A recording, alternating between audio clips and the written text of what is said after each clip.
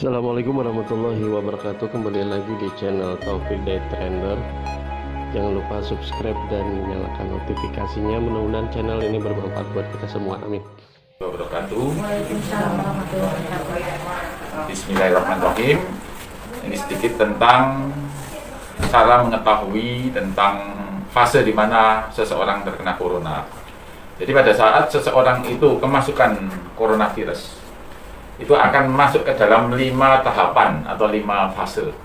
Nah, dengan kita mengetahui ilmu ini, kita nggak akan terlalu khawatir, kita nggak akan terlalu takut, ya. Kita manusia mempunyai 2 belahan otak, ada otak kiri dan otak kanan. Otak kiri adalah otak logika, otak ilmiah.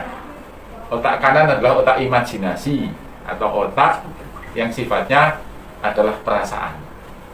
Saat seseorang tidak dibekali dengan otak kiri yang tepat, yang akan bekerja otak kanan, dia akan ketakutan, dia akan cemas. Tapi pada saat seseorang itu dibekali dengan pengetahuan, otak kiri dia akan bekerja, sehingga otak kanan akan tidak dominan. Untuk itulah saya akan membekali dengan bagaimana cara mengetahui hasil laboratorium, ya. Pada saat kuman ini masuk ke dalam tubuh kita, kuman ini akan menyerang. Tetapi dia bisa gagal menyerang pada saat kita mempunyai imunitas humoral yang baik. Jadi kuman ini mau masuk dihalang-halangi sama tubuh kita. Di 0 sampai 7 hari ini kita belum mempunyai pasukan pembunuh terhadap kuman ini. Kita hanya bisa menghalang-halangi saja. Yang bisa menghalang-halangi ini adalah imunitas humoral. Siapakah orang-orang yang imunitas humoral yang baik sehingga selamat dari serangan kuman ini? Yaitu orang-orang yang satu, makannya tidak telat, kualitas dan kuantitasnya terjaga. Yang kedua, orangnya tidak terlalu capek dalam aktivitas, tidurnya cukup. Yang ketiga, yang keempat, tidak stres, cemas. Takut boleh dalam corona ini, karena itu menyebabkan hati-hati. Tapi ketakutan tidak boleh, karena itu menyebabkan orang stres, ya. Kemudian takut itu menunjukkan otak kiri, tapi kalau ketakutan itu otak kanan itu yang bekerja, ya. Kemudian yang kelima, kena matahari setengah jam dengan olahraga ringan. Yang keenam, hindari polusi, jangan ada orang rokok di sekitar kita, karena itu nurunin imun. Itulah cara konsep 7 hari pertama, karena kita belum punya pasukan pembunuh. Pada saat imunitas humoral gagal, dia akan menyerang secara cepat. Replikasinya sangat cepat ini virus yang sedang kita hadapi. Kalau bakteri itu dari 0, 2, 4, 8, 16 itu bakteri. Kalau corona mRNA virus ini 0, 2, 20, 200, 2000, 20.000 dari replikasinya dahsyat. Makanya 0-7 hari adalah ngalang-ngalangin. Makanya semua kita ada di sini, imunitas humoralnya harus baik. Di antara 6 itu yang paling penting yang nomor 4, yaitu stres. Itu paling cepat nurunin imun. Betapa banyak di sekitar kita kecapean, kurang tidur, telat makan, tetapi nggak stres, itu selamat. Gitu ya. Makanya hati-hati dengan yang nomor 4 ini, ya. Nah, 0 sampai 7 hari ini ditunjukkan dalam lab, PCR-nya positif, IgG-nya negatif, IgM-nya negatif. Sehingga seorang yang IgM-nya negatif tetap harus PCR. Karena kita nggak tahu, kalau PCR-nya negatif, IgM negatif, berarti memang nggak sakit. Tapi kalau IgM negatif, PCR positif, justru ini di fase yang harus kita hati-hati. Oke, jadi seseorang yang IgM negatif dan ada kontak, tetap saya anjurkan untuk PCR. Kalau itu negatif, alhamdulillah, ya. Oke. Kemudian yang kedua, setelah 7 hari, tubuh kita mulai mempunyai pasukan pembunuh terhadap virus ini, namanya IgM. Ya. Nah, di fase ini itu ditunjukkan dengan PCR positif, IgM positif, IgG negatif. Ini masih fase akut dan masih menular, karena ini masih di fase aktif. Nah, itu biasanya waktunya 7-14 hari. Ya, tuh. Nah, dalam kondisi seperti ini, seorang yang IgM positif dan IgG negatif itu dianjurkan untuk isolasi mandiri di rumah selama 2 minggu. Nanti 2 minggu kontrol ulang, kita cek IgG, IgM-nya. PCR tetap dilakukan. Oke? Kita masuk ke fase ketiga, di mana sudah masuk ke fase penyembuhan. itu ditunjukkan dengan hasilnya satu, PCR-nya positif, IgM-nya positif, IgG-nya positif.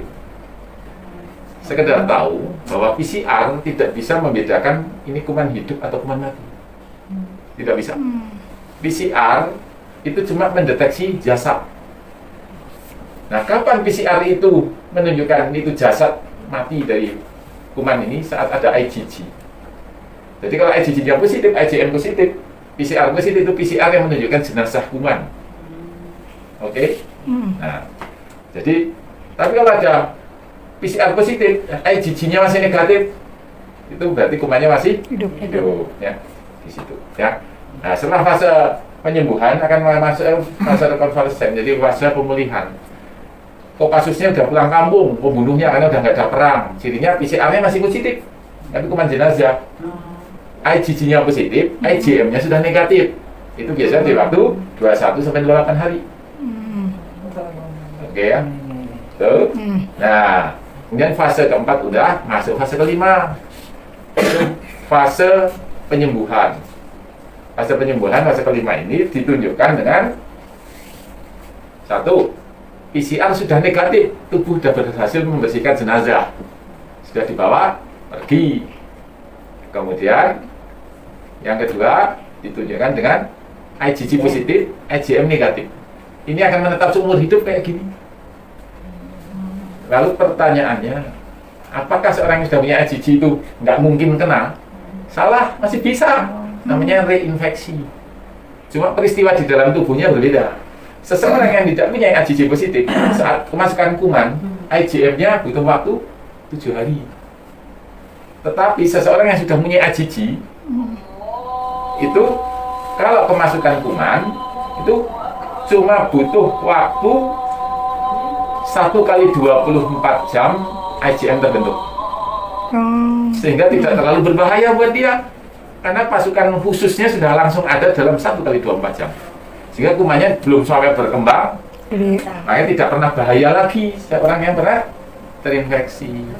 Itulah cara Allah memuliakan orang-orang yang ikhlas dalam berjuang.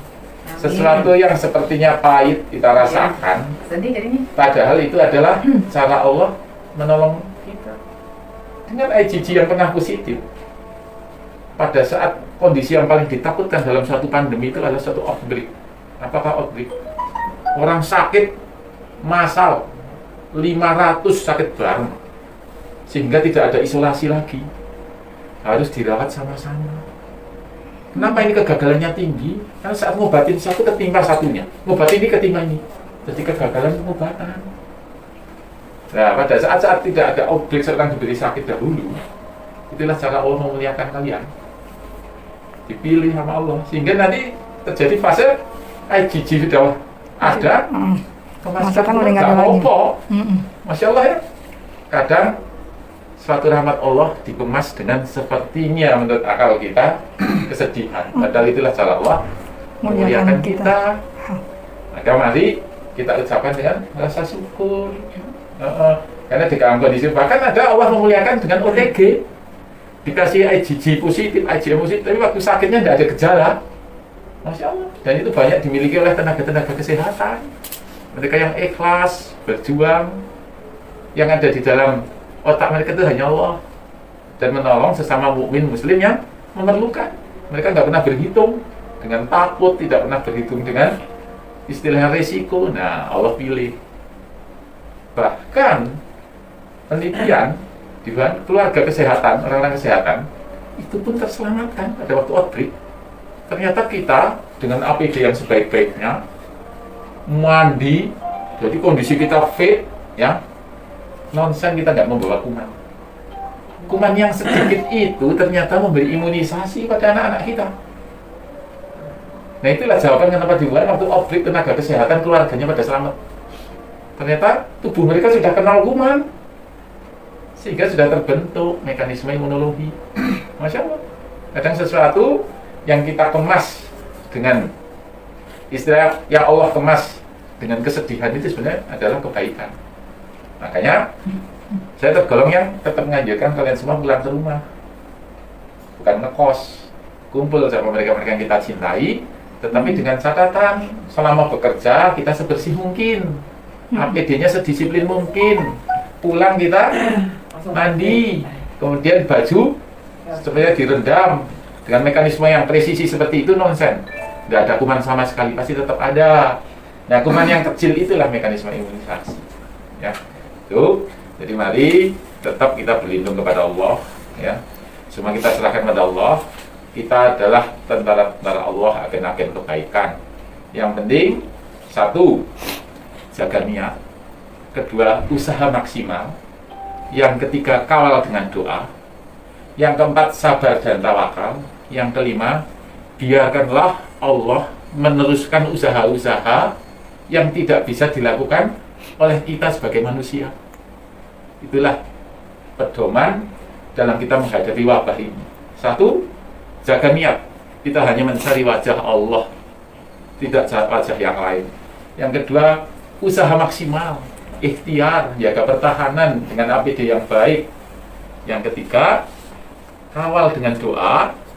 Yang keempat adalah sabar dan tawakal. Yang kelima, biarkanlah Allah meneruskan usaha-usaha yang tidak bisa dilakukan oleh kita sebagai manusia. Demikian yang sedikit, semoga bermanfaat. Yang benar datangnya dari Allah, yang salah dari saya Mdoif dan dari setan. Saya tutup dengan doa kafir majlis. Subhanakallahumma wa bihamdik, asyhadu an la ilaha illa anta, astaghfiruka wa atubu ilaik. Assalamualaikum warahmatullahi wabarakatuh. Waalaikumsalam warahmatullahi wabarakatuh.